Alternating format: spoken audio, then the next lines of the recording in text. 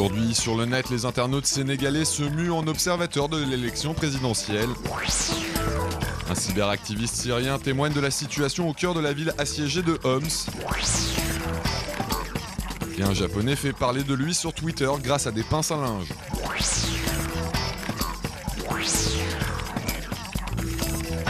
Le scrutin a commencé avec un léger retard dans l'un des bureaux de vote de Dakar où s'est rendu Basile Niane. C'est sur Twitter que ce blogueur sénégalais a raconté la journée électorale de dimanche alors que le pays était appelé aux urnes pour élire son président. Un vote qu'ont décidé de surveiller de près des citoyens connectés déterminés à utiliser les réseaux sociaux pour dénoncer toute irrégularité dont ils auraient pu être témoins. Sunu2012.sn, un site lancé en novembre dernier par des blogueurs locaux, avait d'ailleurs demandé aux électeurs de jouer un rôle d'observateur le jour du scrutin, en s'armant d'un appareil photo ou en publiant leurs remarques par internet ou SMS. Un appel auquel ont répondu des internautes comme Mouhamadou Sarr qui affirme ainsi qu'il était notamment possible d'acheter des cartes d'électeurs aux abords d'un bureau de vote de la banlieue de Dakar. Le site Samabat, lancé par des organisations de la société civile, a lui mis en place une carte interactive, une plateforme sur laquelle les électeurs pouvaient également signaler les fraudes, mais aussi les violences lors de ce vote à haut risque. Mais de nombreux internautes, à l'image de Lotafol, ont tout simplement décidé de s'exprimer dans les urnes pour tenter de chasser le président Abdoulaye Wade du pouvoir. Et c'est en publiant des photos de leurs doigts marqués de l'encre indélébile qui attestent de leur participation au scrutin que beaucoup de Sénégalais ont manifesté leur fierté d'avoir accompli leur devoir citoyen.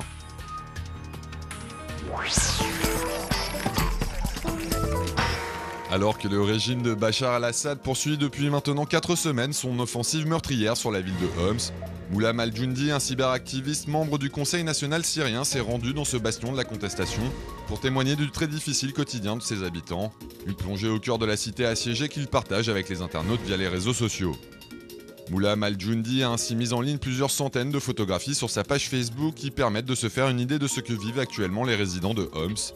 Des clichés qui montrent notamment les dégâts importants provoqués par le pilonnage incessant des forces fidèles au régime sur la ville.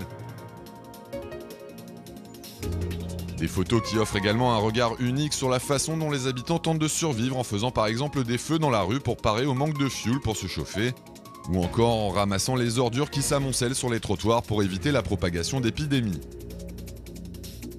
Al-Joundi montre aussi comment de simples appartements ont été transformés en salles d'opération, les hôpitaux d'État étant largement inaccessibles pour les résidents de la ville rebelle, des cliniques de campagne qui tentent tant bien que mal de venir en aide aux nombreux blessés malgré la pénurie de médicaments. Mais si les conditions de vie dans Homs sont particulièrement difficiles à supporter, les habitants ne semblent pas pour autant perdre le moral, à commencer par les plus jeunes.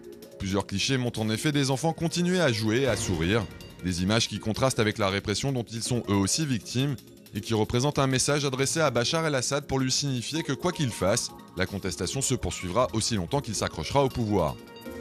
Un travail riche d'enseignements qui ne s'est pas fait sans risque. Al-Joundi a en effet reçu une balle dans la jambe vendredi alors qu'il poursuivait son immersion au cœur de Homs, une blessure sans gravité qui devrait lui permettre de reprendre son activité rapidement. Revisiter des toiles célèbres en y incorporant un gros chat roux, c'est l'idée farfelue qui se cache derrière le site internet russe fatcatart.ru. Des chefs-d'œuvre comme la Joconde ou la naissance de Vénus prennent ainsi un jour nouveau quand le personnage principal est remplacé par une photo du fameux félin.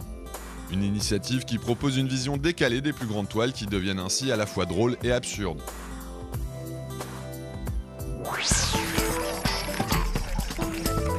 Je fixerai une pince à linge sur mon corps chaque fois que ce message sera retweeté.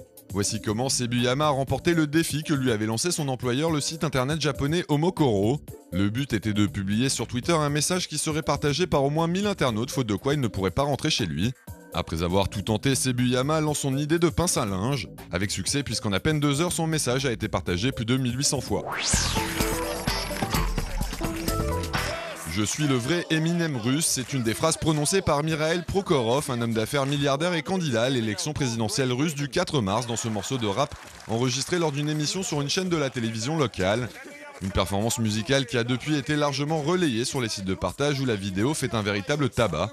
Reste à savoir si les électeurs seront plus enclins à lui accorder leur voix après cette démonstration amusante. Mikhail Prokhorov and my man. Yo, my beer. Vine.